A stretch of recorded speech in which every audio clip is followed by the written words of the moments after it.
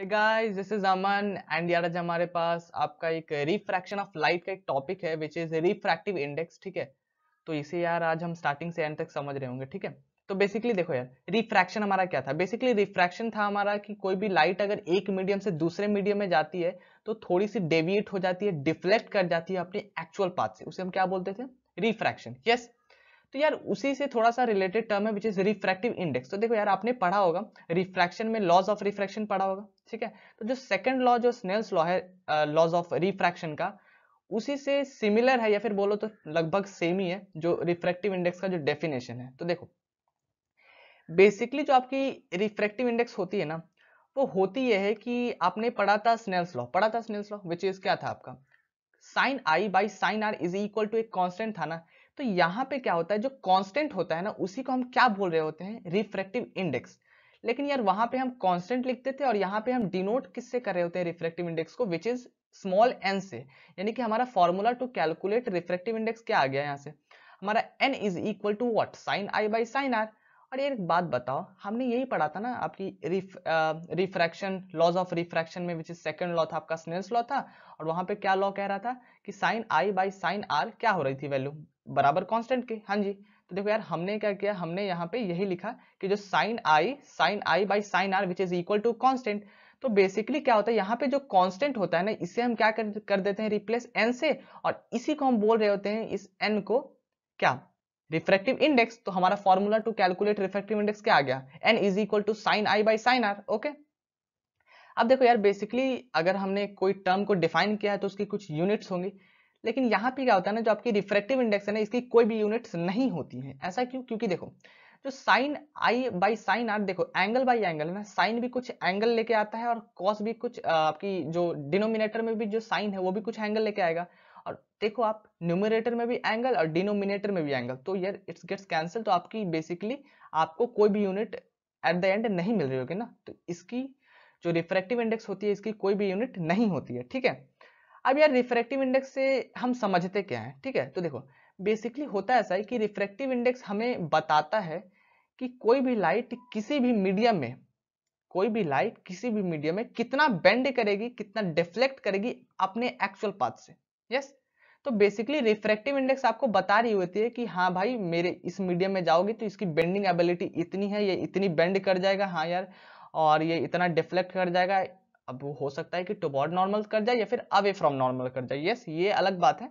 लेकिन bending ability को show करता है कौन, आपका रिफ्रैक्टिव इंडेक्स। ठीक है, अब देखो यार कुछ बुक्स में लिखे होते हैं कि मतलब बता दो यार एक आपकी रिलेटिव रिलेटिव आपकी रिलेटिव रिफ्रैक्टिव इंडेक्स होती है, एक आपकी एब्सोल्यूट रिफ्रैक्टिव इंडेक्स होती है। तो इसे भी थोड़ा समझ लेते हैं कि मतलब ये होता क्या है।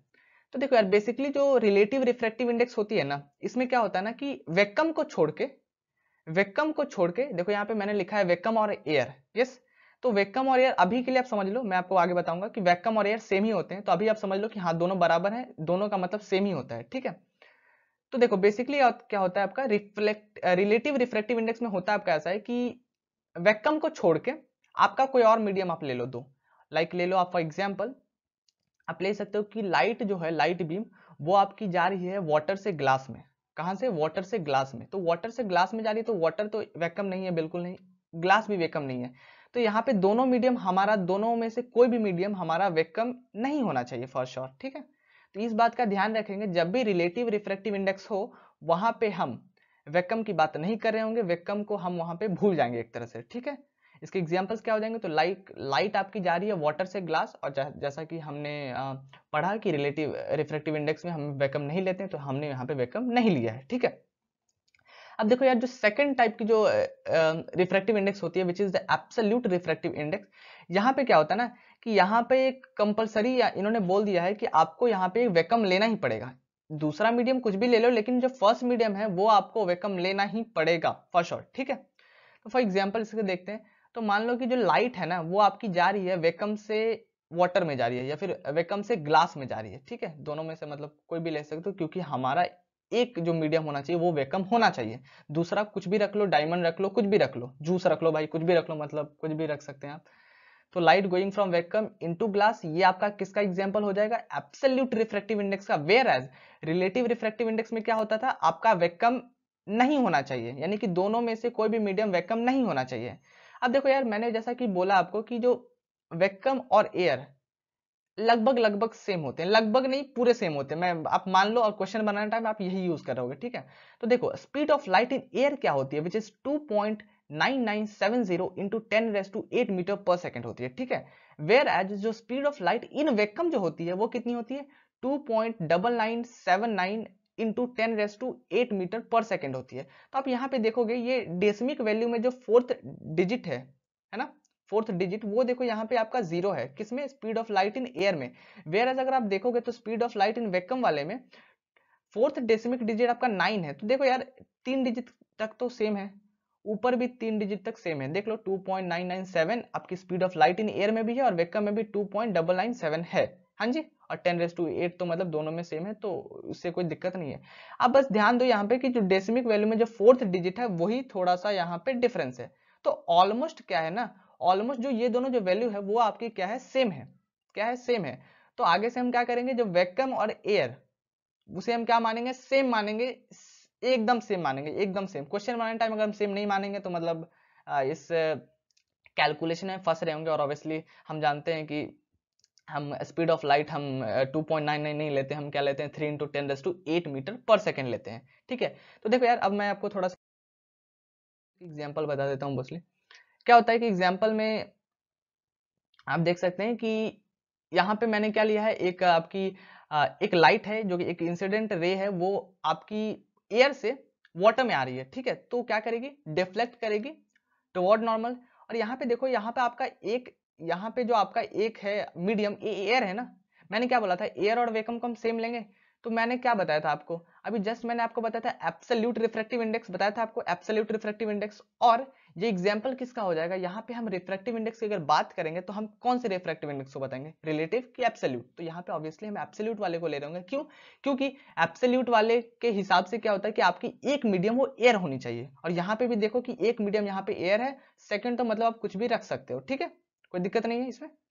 और एक और एग्जाम्पल देख लो यार, एक और एग्जाम्पल अब देखोगे तो देखो यार, लाइक आप पेंसिल रखते हो, तो पेंसिल अगर लाइक अपने एक ट्रांसपेरेंट कप में रख दिया जिसमें एक पानी है, तो आपको यहाँ पे रिफ्रैक्शन होता हुआ दिख रहा होगा। और ये भी एक एग्जांपल किसका है, एब्सोल्यूट रिफ्रैक्टिव इंडेक्स का। और वो ये रहता है आपका, लाइक यहाँ पे मान लो आप क्या करते हैं कि ये जो आपका वाटर वाला फर्स्ट एग्जांपल, ये जो आपका वाटर है, ये वाटर को वाटर छोड़ देते, वेयर एयर की जगह आप क्या करते हैं, यहाँ पे ग्लास रख देते हैं, ग्लास की स्लैब रख देते। तो क्या होता है कि अगर इंसिडेंट रे आता है यहाँ से ग्लास से वाटर में, तो वो किसका एग्जाम्पल हो जाता है, वो एग्जाम्पल हो जाता है आपका relative refractive index. Relative refractive index क्या था हमारा, उसमें दोनों में से कोई भी मीडियम आपका क्या नहीं होना चाहिए, बताओ, वैक्यूम नहीं होना चाहिए। और वैक्यूम और एयर सेम है, ओके, कोई भी डिफरेंस नहीं है। मतलब अगर बहुत आप प्रिसाइजली देखोगे तो है, लेकिन यार हमें नहीं उतने से मतलब, अपन क्या देखेंगे, दोनों सेम वैल्यू है, ठीक है।